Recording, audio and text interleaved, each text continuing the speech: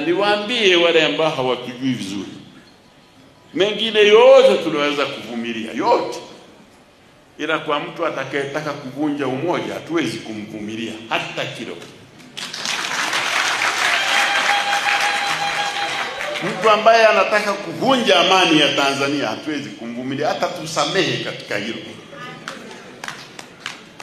Hatutamvumilia mtu ambaye anataka kuvunja amani ya taifa letu. CCM haiwezi kumuunga mkono. Na nikisema CCM mjue ni sisi ndio tunatawala, ujue hilo. Sisi si polisi, lakini tuna serikali ambayo tunaiongoza. Na sisi tunaiambia amani lazima. Na mtu atakayevuruga amani waambieni CCM inakataa, iliyowekwa madarakani kwa idhini ya Watanzania.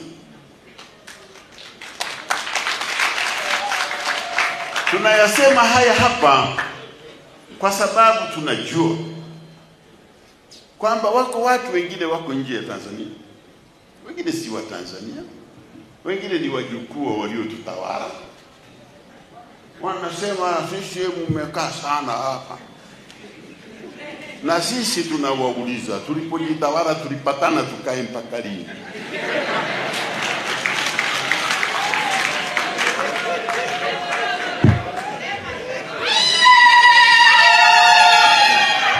Watupe ushahidi tu, watuonyeshe mkataba. Kwanza wamekuwepo kwa muda mrefu zaidi. Wajerumani na Waingereza wamekaa kwa miaka 70.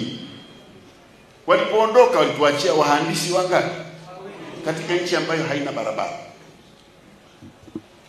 Walituachia madaktari 12 tena wa kuazima kutoka India. Walituachia mtu mmoja tu amesoma masters anaitwa Julius Nyerere, mtu mmoja tu kwa miaka 70.